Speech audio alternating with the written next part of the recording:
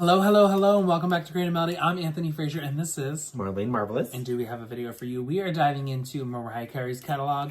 This is the debut album we are celebrating. It is the 35th anniversary of Mariah Carey.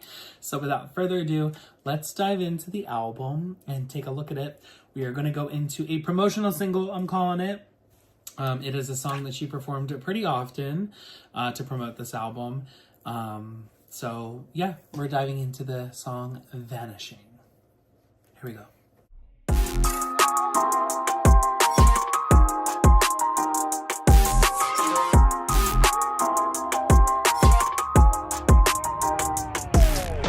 Until I feel the vibrations.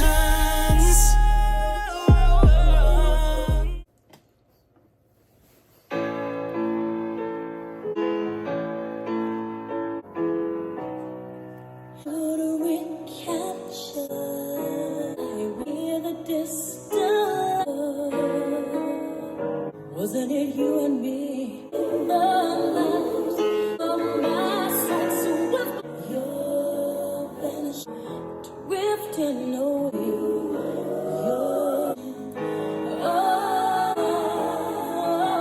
So in a sense of that, now you're stuck. It's certainly hard to see taking the light shadows in your drift.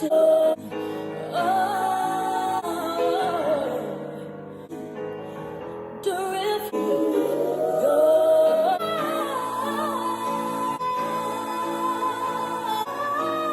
Spirits of Somebody's hitting wrong note.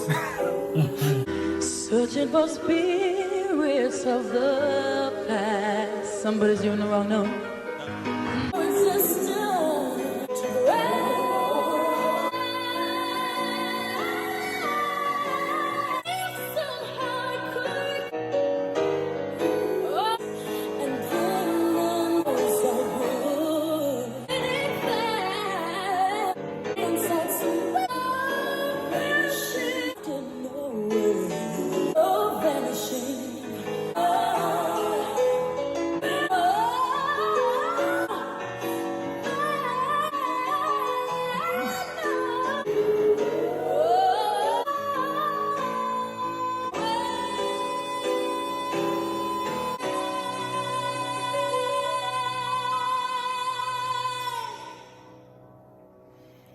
I love.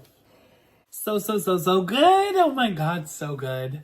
Yeah, so I do like this. I understand why it's a deep cut, okay? I understand why it wasn't necessarily a single coming from like the label side of things, right? Coming from the A&R person, right? Okay. The hat that I wear, right, for that. But at the same time, this is a gorgeous ballad, right? Yes. It's a gorgeous moment in the album, and I love where it sits because it kind of sits right in the middle. And it kind of lends itself to cleanse your palate in the album. Okay. I like that, you know, a lot of the songs at the beginning are kind of like your big hits. And now we kind of start to melt down into the deep cuts on this album. So I do like how this album is kind of laid out. And this song in particular, it looks like she wasn't necessarily the lead writer on this song, even though there's only two writers. There's never really more than two when it comes to Mariah, but it doesn't look like she was the lead in this. So I'm sure seeing some of her Mariah vocabulary in here, she definitely did lend, to rewrite some of this. But I am curious to know how much of this she did actually write, because it doesn't seem as true to Mariah as some of her other songs. And I mean, we could kind of get into, some of the other songs on her other albums. There's one in particular Looking In is so Mariah coded. You can tell that it's her. And when I hear Vanishing, I kind of compare it to Looking In. Okay? For me. You don't know Looking In, do you? No. Okay. I kind of compare it to that because I feel like she's not necessarily following an order or a rhyme scheme, or she's not necessarily fitting the song to a beat, right? She is kind of singing in more of a, I just want to sing and you're going to play piano. And I'm going to sing with the piano, but I'm not going to sing tied to the piano. I'm going to sing from emotion. I'm going to sing from, you know, like it's kind of off the top of the head, you know, more like a freestyle that it kind of felt like. But again, knowing that she's not the only writer in here, I'm like, okay, well, it wasn't that much of a freestyle, right?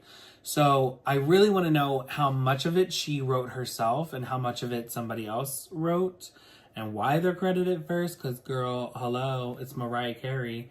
But, yeah, I'm just curious about that because it does seem more authentic Mariah, you know, and it does seem like this came off the top of the dome last minute, you know? Yeah.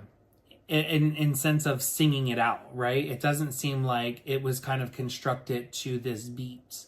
I do want to kind of get into that and kind of know a little bit more about that. So if anybody has any comments on, or if you know about that, please go ahead and comment below and let me know.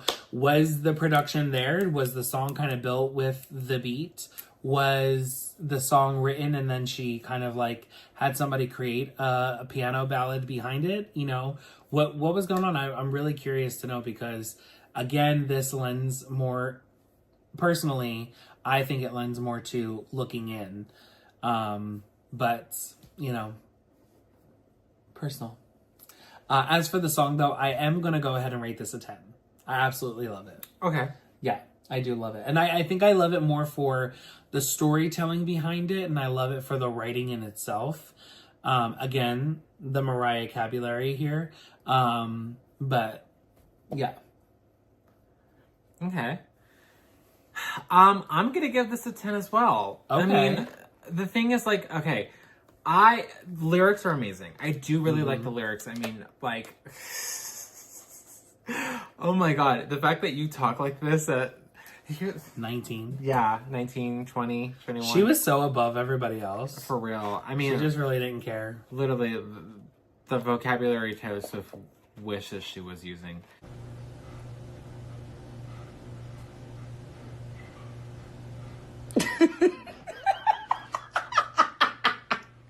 But And at 19. yeah. But I feel like that even like the music, you know what I mean? Like I feel like even the music, it's so different. It's different in comparison to like. Sorry. No, you're good. You're good. I'm just watching you struggle. But no, I feel like the music is just so different in comparison to so far what we've listened to.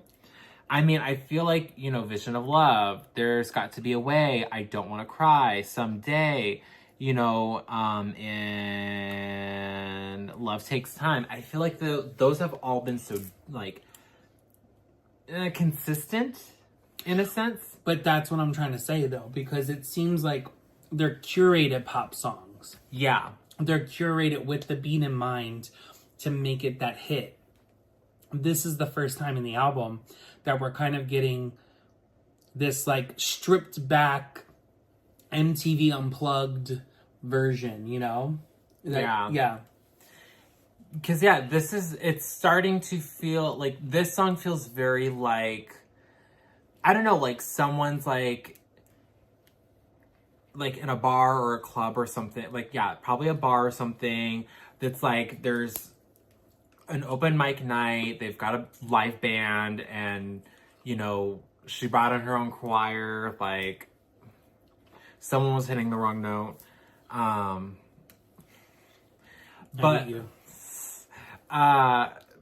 yeah, I don't know. I really like this, and I love the way that she's singing everything. I love the sound of this.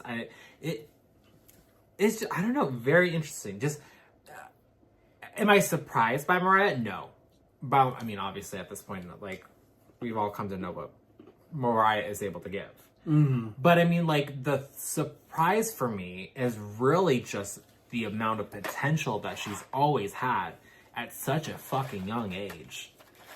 And I mean, like, this really goes to show you, when you have talent and you work hard and you, like, really put in the effort to showcase your talent, it fucking pays off. I mean, literally 35 fucking years later for this album, for this music, like, girl, look how far it took you. So yeah, literally. I mean, and you literally got 4 of your 19 number ones from this album. she should have had 5. She should have tied with Michael. Oh, She should have been the first female artist to have 5 number ones off an album before Katy Perry. Just saying. I still will not acknowledge that. I'm sorry, but I will not acknowledge Teenage Dream as something that rivaled Thriller. I can't acknowledge that. It's not coherent to me. I'm so sorry. No. Well, with that being said, we're going to go ahead and leave you guys here. We'll see you guys in the next video. Be sure to like, comment, and subscribe, and hit that notification button for all, oh my God, for all future videos. Bye for now. Bye!